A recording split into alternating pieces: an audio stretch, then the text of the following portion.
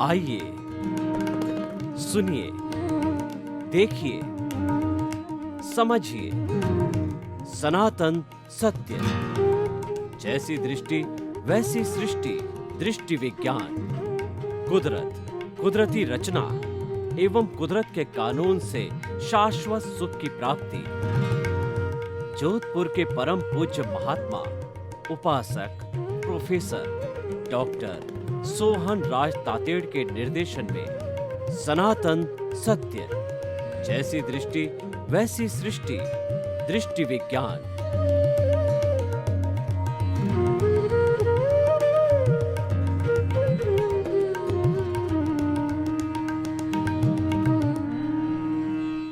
भाई और बहनों, मातृशक्ति को नमन। आज का हमारा बहुत सुंदर विषय है कि भावों से विचार कैसे बनते हैं।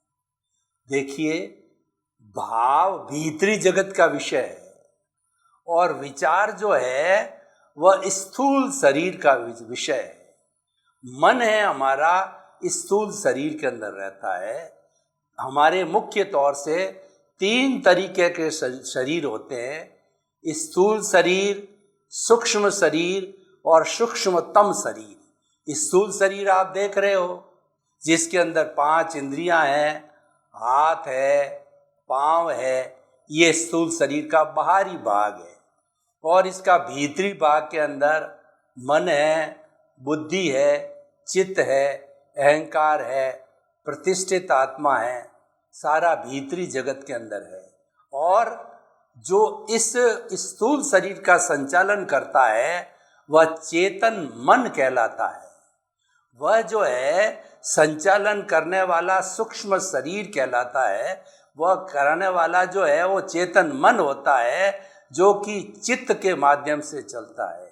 चेतना की शक्ति को चित्त कहते हैं और चित्त हमारे स्थूल शरीर का मालिक है, स्थूल शरीर का संचालन करता है। चित्त जो है मालिक है और जो मन है वह नौकर है। मन पौद्गलिक है, मन बनाया जाता है। मनन के पहले और मनन के बाद मन नहीं होता है। केवल हम जिस वक्त में मनन करते हैं, सोचते हैं, उसी वक्त ही मन होता है। यानी मन एक प्योरली टेम्परेरी वस्तु है, जो कि बनाया जाता है, मिटाया जाता है, घटाया जाता है। इसीलिए मोक्ष की साधना को अमन की साधना कहते हैं। यानी जितना जितना मन, जितना जितना चिंतन है उसको समाप्त कर दो तो हमारा केवल आत्मा की शक्ति शेष रहती है, जिसको हम प्रत्यक्ष शक्ति कहते हैं। और आत्मा से जो शक्ति हमारे मन को, बुद्धि को, चित्त को, अहंकार को मिलती है वो परोक्ष शक्ति कहलाती है। वो करण वीर्य कहलाता है। आत्मा की शक्ति को लब्धि वीर्य कहा जाता है। तो हमारे मन पर जितना भी कार्य होता है वह चिंतन के माध्यम से होता है, विचारों के माध्यम से होता है। विचार करने का सबसे बड़ा यंत्र है वो मन है। मन को अंग्रेजी में माइंड कहते हैं और ये हमारा मस्तिष्क है जिसमें मन रहता है, वो ब्रेन कहलाता है। ब्रेन तो जो है एक हार्डवेयर है और मन है एक सॉफ्टवेयर है। मन के मुख्य 3 काम हैं कि जब वर्तमान क्या वो चिंतन करता है तो वह चिंतन कहलाता है। जितना भी सोचता है, विचारता है, करता है, वो सारा चिंतन कहलाता है। और वह जब चिंतन भूतकाल के अंदर चला जाता है, भूतकाल का अर्थ ये है कि मैं 10 वर्ष की उम्र के अंदर कैसा था, कहाँ रहता था, क्या करता था, ये स्मृति का संसार भूतकाल होता है। और भविष्य काल है वो कल्पना का संसार होता है। यानी मैं साल भर के बाद के अंदर इस कार्य को प्रगति पर ले जाऊंगा, इस कार्य का पूरा लक्ष्य जो है वह मैं प्राप्त कर लूँगा। तो सारा जो है वो चिंतन का काम है, मन से होता है। तो वह चिंतन विचार बनते कैसे हैं, ये आज का विषय है। इसको जानने के लिए हमें प्रारंभ के बिंदु पर जाना पड़ेगा, हमें उद्गम पर जाना पड़ेगा कि आखिर के अंदर ये इसका उद्गम स्थल क्या है और कहाँ से निकलता है। तो उसके लिए हमें आत्मा और कार्बन शरीर का जो गठबंधन है उस पर जाना पड़ेगा। ये हमारी आत्मा है, चेतना है, ये पूरे शरीर के अंदर व्याप्त है। आत्मा शरीर व्यापी है और शरीर के बाहर 1 इंच क्या 0.001 इंच भी आत्मा नहीं, यानी शरीर के बाहर आत्मा का निवास नहीं होता है। और एक एक आत्मा के चेतनामय परमाणु पर असंख्य चतुस्पर्शी जो कार्बन शरीर के पुद्गल होते हैं, जिसको कि हम राग द्वेष कहते हैं, अज्ञान कहते हैं, कॉजल बॉडी करते हैं, वो उसके ऊपर रहती है। यानी आत्मा के एक चेतनामय परमाणुओं पर असंख्य कार्बन शरीर के परमाणु रहते हैं। और अब आप देखिए कि आत्मा और कार्बन शरीर दोनों साथ रहने से इनका चित्त पुट चलता रहता है। जब कभी भी आत्मा विजेता होती है तो यानी उसका चलन ज़्यादा होता है, उसका उदय भाव आता है तो क्षोभसम कहलाता है। और कभी जो है कार्बन शरीर का उदय भाव आता है, उसको हम उदय और प्रारब्ध कहा करते हैं। आत्मा का जो उदय है वह हमेशा शुभ भावों की तरफ रहता है और जो है वो इस कार्बन शरीर का उदय प्रारब्ध है वह शुभ और अशुभ दोनों तरह का होता है। तो जैसे जैसा उदय प्रारब्ध होता है वहाँ से वो भाव रूप में, यहाँ वो भाव होता है, वह भाव रूप के अंदर जो हमारा आत्मा और शरीर का जो गठजोड़ है उससे बाहर आता है, उसको अध्यवसाय बोलते हैं। एक गोला बनता है, अध्यवसाय को पार करके आता है। तो अध्यवसाय को पार होने पर जो है वह भाव कलरलेस लेशिया के रूप में होता है, यानी उसका कोई कलर नहीं होता है। और वही भाव जब यहाँ से चल कर के हमारा अगला सूक्ष्म शरीर है जो भी हमारे भीतर ही है, पूरे शरीर में व्याप्त है, तो वहाँ पर उसको जब टच होता है तो शुभ और अशुभ भाव है वो लेशिया रूप में परिणित होते हैं, यानी उनको कलर मिलता है। हमारे जीवन के अंदर कलर का बहुत बड़ा स्थान है और व्यक्ति का जैसा स्वभाव होता है उसके अनुरूप जो है वो हमारा तेजस शरीर से जो है वो ओरा बनता है, आभा मंडल बनता है। वो भी एक विचारों से जुड़ी हुई चीज होती है, यानी जैसा जैसा हम चिंतन करते हैं उसका वैसा वैसा कलरफुल ओरा बन जाता है। ओरा चतुस्पर्शी की जगह अष्टस्पर्शी होता है, तो अष्टस्पर्शी का फोटो लिया जा सकता है। कार्बन शरीर चतुस्पर्शी है, चतुस्पर्शी मासलेस पार्टिकल कहे जाते हैं विज्ञान की भाषा में, उनका फोटो नहीं लिया जा सकता है। लेकिन जो हमारा तेजस शरीर अष्टस्पर्शी है उसके फोटो लेकर के, ओरा के आभा मंडल के फोटो लेकर के, और ये डेरिवेशन किया जा सकता है कि क्या क्या घटित होने वाला है। और हमारे जीवन में जो भी घटना घटित होती है वो आभा मंडल पर कुछ समय पहले, 4 महीने 6 महीने पहले अवतरित हो जाती है, उसके ऊपर दिखने लग जाती है। और अगर हम अपने ज्ञान को अप्लाई करते हैं तो हम उससे निजात भी पा सकते हैं, उसका सॉल्यूशन देख सकते हैं। तो ये जो भाव है, जब हमारी लेशिया रूप के अंदर तेजस शरीर या अवचेतन मन के संपर्क में आते हैं तो उनको कलर्स मिलते हैं। लेशियाएं 6 तरह की होती है, 3 तो शुभ लेशिया होती है और 3 है वो अशुभ लेशिया होती है।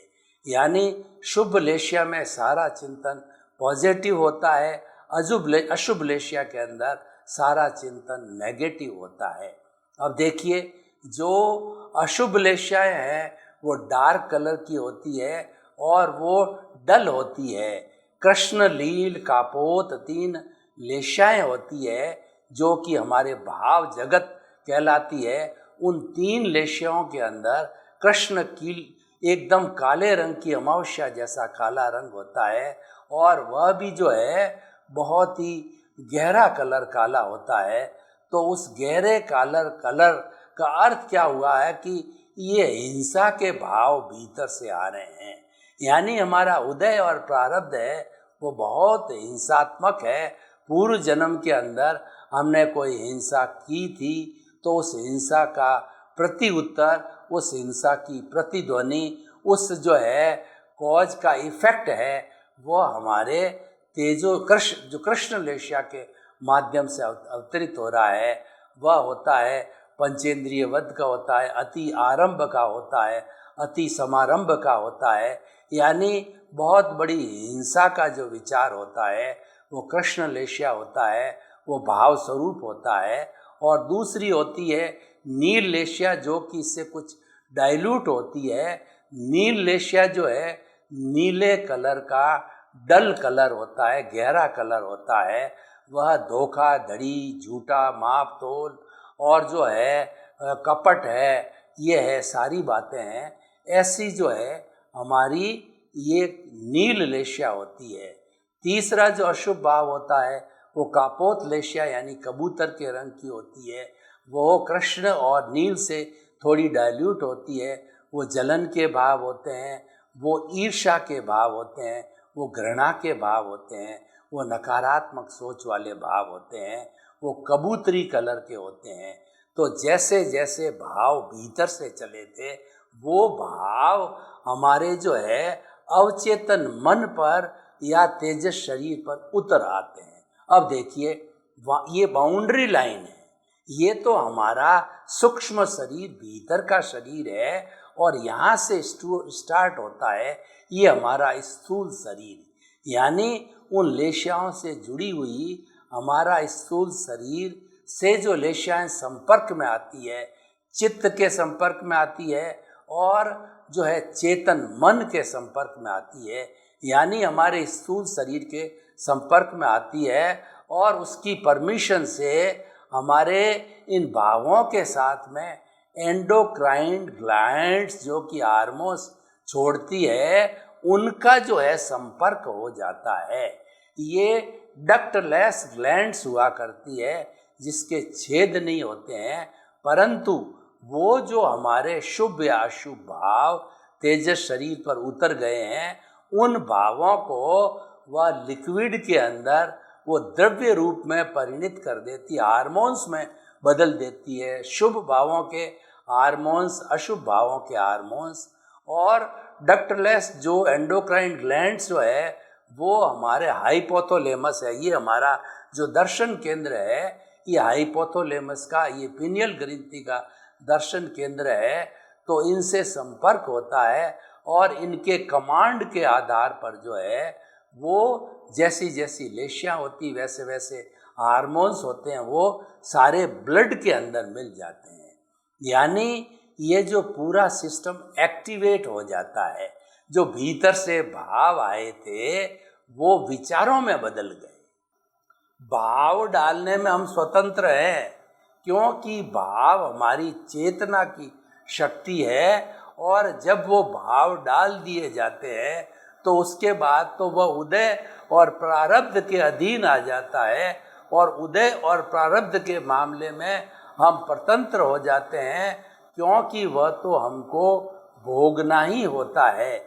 इसीलिए 2 धाराएं बन गई, भाव डाल दिया गया है और भाव डाला जाना है। डाले जाने में आप स्वतंत्र हो, डाल दिया गया उसमें आप स्वतंत्र हो। तो इस तरीके से भावों से हमारे विचार बनते हैं, वो आज का विषय है। तो अब आज के इस विषय से हमको इस जीवन के अंदर क्या क्या सावधानियां बरतनी हैं उसका हम बताना चाहते हैं कि देखिए हमारा ये मनुष्य जीवन है बहुत दुर्लभ कहा गया है और इसमें 4 बातें बड़ी दुर्लभ बताई जाती है। पहले मनुष्य जीवन का मिलना, दूसरा ईश्वर प्रणिधान यानी ईश्वर के स्मरण के अंदर ईश्वर को याद करने का या ईश्वर की वाणी सुनने का हमको अवसर मिलना। तीसरा है कि ईश्वर की वाणी में विश्वास होना, और चौथा है कि ईश्वर की वाणी को आत्मसात करना, क्योंकि ईश्वर एक परम तत्व है और उसकी दी गई वाणी जो है हमें मुक्ति की ओर ले जाने वाली होती है।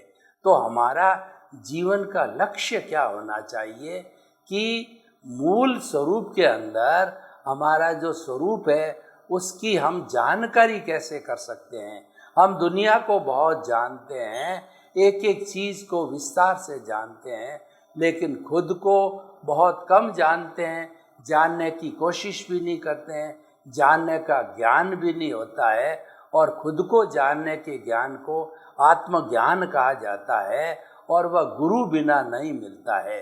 गुरु की कृपा होती है, गुरु का अतिशय होता है, और हमारा पुण्योदय या भाग्योदय होता है।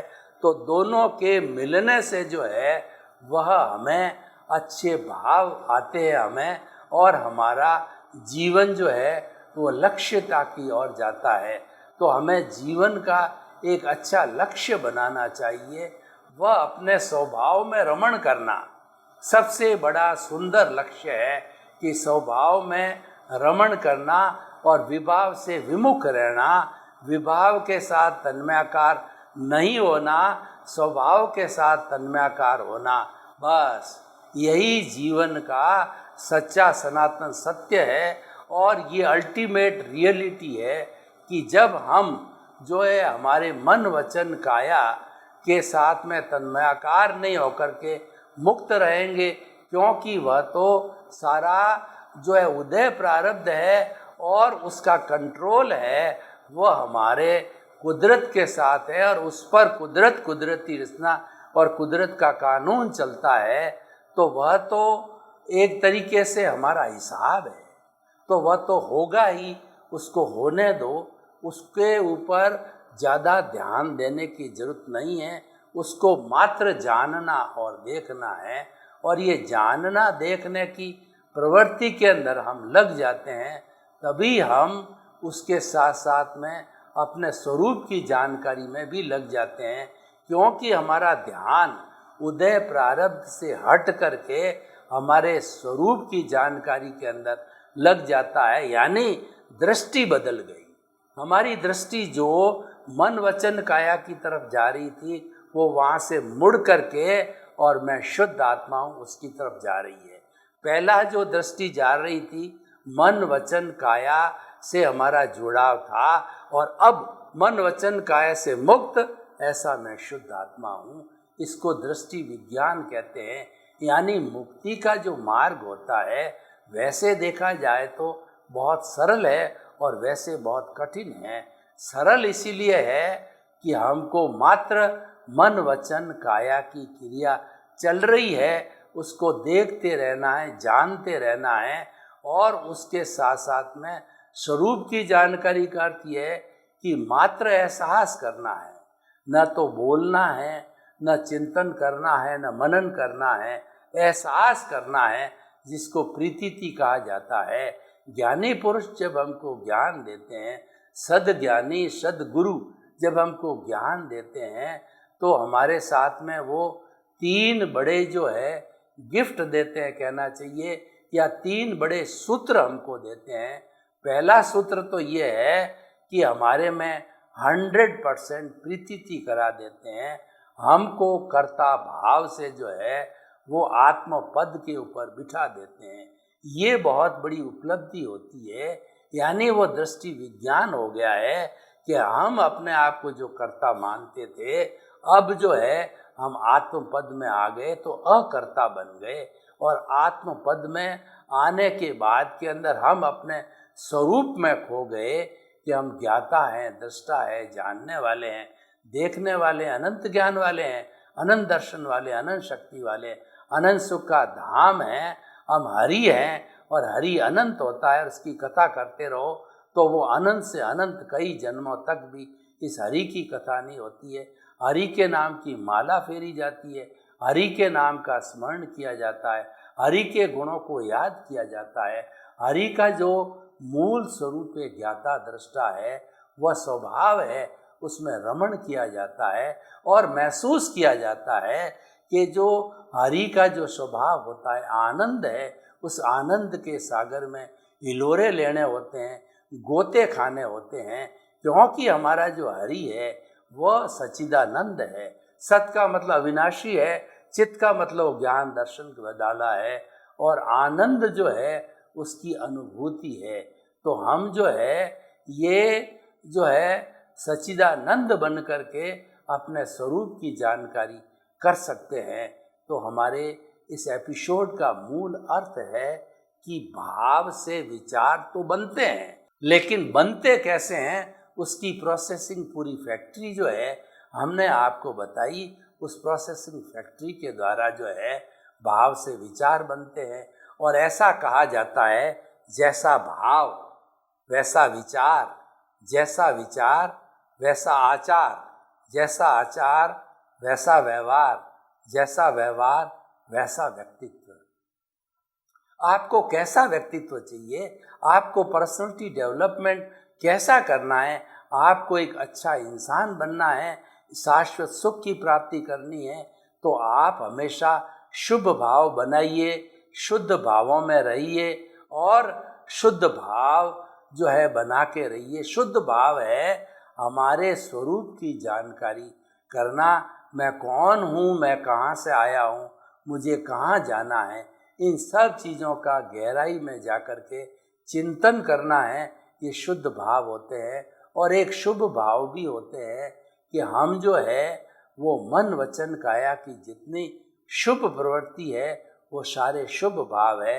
हर शुभ भाव के साथ के अंदर जो है पुण्य का बंध होता है, और वो पुण्य जो है हमें वो मनुष्य गति या जो है देव गति के अंदर ले जाता है, वो भाव भ्रमण कराता है।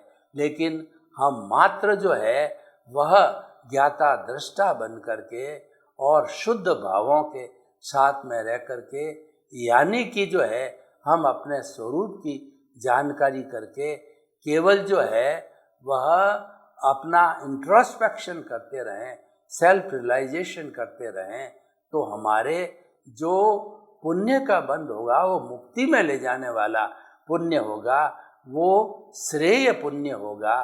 तो वो हम हमेशा इस चीज़ का ध्यान रखें कि हम जब कभी भी भाव सत्ता का उपयोग करें, जब कभी भी नए भाव डालें, नए कॉजेस डालें, उन कॉजेस के अंदर जो है वह हमारा कोई तरह का राग द्वेष नहीं होना चाहिए। वह कॉजेज जो है हमारे स्वरूप से जुड़ा होना चाहिए, स्व से जुड़ा होना चाहिए। स्व और पर, अगर आपके भाव पर सत्ता से जुड़ गए तो फिर राग द्वेष बढ़ेगा और फिर हम संसार परिभ्रमण करेंगे। और हम जो है भाव अगर स्व स्वरूप के अंदर लगाएंगे तो हम आत्मचिंतन में लगेंगे, तो स्व स्वरूप का चिंतन करने से हम मुक्ति को जाएंगे। दोनों रास्ते हैं। एक रास्ता हमें संसार भ्रमण कराता है, नरक गति, तिर्यंच गति, मनुष्य गति और देव गति, और एक रास्ता है हमें मुक्ति की ओर ले जाता है। ये निर्णय आपका अपना है कि कौन से रास्ते की नींव लगानी है, क्योंकि मुक्ति तो खाली एक भाव में होने वाली नहीं है। इसके लिए हमें कुछ भाव करने पड़ेंगे, क्योंकि अगर माना कि हमारे नए कॉजेज हम नहीं भी डाल रहे हैं तो भी पुराने कॉजेज का जो है बर्फ़ की सीला की तरह हमारा जो डिस्चार्ज इकट्ठा हुआ है उसको भी पानी की तरह घुलने में हमें कई 3, 4, 5 जो है भाव भी लग जाते हैं, क्योंकि अनादि अनंत काल से इकट्ठा किया हुआ होता है। एकदम कैसे उसको समाप्त किया जा सकता है। तो हमारी कॉजल बॉडी को समाप्त करने के लिए हम आपको ये कहना चाहेंगे कि आप जो है शुद्ध भावों का उपयोग करो और नए भाव इकट्ठे मत करो, क्योंकि नए भाव तो पहले ही ऑलरेडी हमारे भीतर है। दूसरे शब्दों में हम कह सकते हैं कि भाव सुधारो, भव सुधरेगा, भाव बिगाड़ो, भव बिगड़ेगा। अब निर्णय आपका है कि आपको क्या करना है। भाव सुधारने का मतलब नो कॉजेस। नो कॉजेस का अर्थ है no ownership, no doership, no blame, no claim. ये जो है हमारा ये शुद्ध भावों का है। तो हमें एक जीवन का लक्ष्य बनाना चाहिए, और लक्ष्य जो है जब हम बना देंगे तो निश्चित तौर से उसके ऊपर आगे से आगे चलते रहेंगे। तो आज निष्कर्ष की भाषा में कहना चाहता हूँ कि शुद्ध भावों का आप उपयोग करिए ताकि नए कॉजेज ना पड़े और हमारा नया और अधिक जन्मांतर ना हो। सर्वे भवन्तु सुखिनः, सर्वे सन्तु निरामया। लोक के सब जीवों को सुख मिले, शांति मिले, आनंद मिले, प्रेम मिले, सौहार्द मिले, भाईचारा मिले, और हम सभी मिल करके इस स्वर्ग को धरा पर उतारें।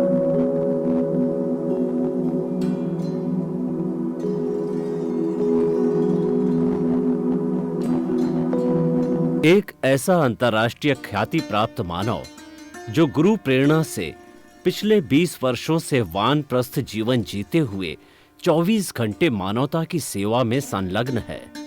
एक ऐसा मानव जो अभी राष्ट्रीय, अंतर्राष्ट्रीय टीवी चैनलों पर 7,500 एपिसोड के माध्यम से सनातन सत्य, आत्मविज्ञान एवं पुनरुत्थान, व्यवहार एवं निश्चय जगत के जीवनोपयोगी विषयों पर हृदय स्पर्शी प्रवचन कर चुका है।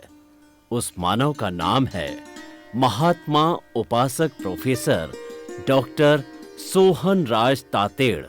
प्रोफेसर तातेड़ द्वारा योग, दर्शन, शिक्षा विषयों पर रचित पीएचडी स्तर के 250 शोध ग्रंथ भारत के 100 प्रतिष्ठित विश्वविद्यालयों में शोधार्थी पढ़ रहे हैं तथा वे सभी शोध ग्रंथ वहां की सेंट्रल लाइब्रेरियों में उपलब्ध हैं। महात्मा सोहन राज ने अभी तक हजारों स्कूलों, कॉलेजों, विश्वविद्यालयों एवं संस्थाओं में सेमिनार, वर्कशॉप, कैंप लगाकर लाखों विद्यार्थियों को योग, दर्शन, शिक्षा का प्रशिक्षण देकर उन्हें सुसंस्कारित किया। डॉक्टर तातेड़ ने भारतीय संस्कृति उत्थान के 4000 से अधिक समसामयिक विषयों पर आर्टिकल लिखकर ऑनलाइन जर्नल, पत्रिकाओं, वेबसाइट्स पर प्रकाशित किया, जिसका उपयोग लाखों पाठक कर रहे हैं। उपासक तातेड़ के 5000 से अधिक आज का सुविचार, आज का शुभ संदेश, आज का मंगल भावना योग आदि चिंतन websites, Twitter, blogger, Facebook, YouTube माध्यमों से लाखों लोग अपना जीवन निर्माण कर रहे हैं। मानवता के मसीहा ऐसे महामानव महात्मा सोहन राज तातेड़ के प्रोफाइल को अभी तक विश्व के 20 लाख दर्शक यूट्यूब पर, 12 लाख गूगल पर एवं लाखों दर्शक फेसबुक, ब्लॉगर, ट्विटर और इंस्टाग्राम पर देख चुके हैं।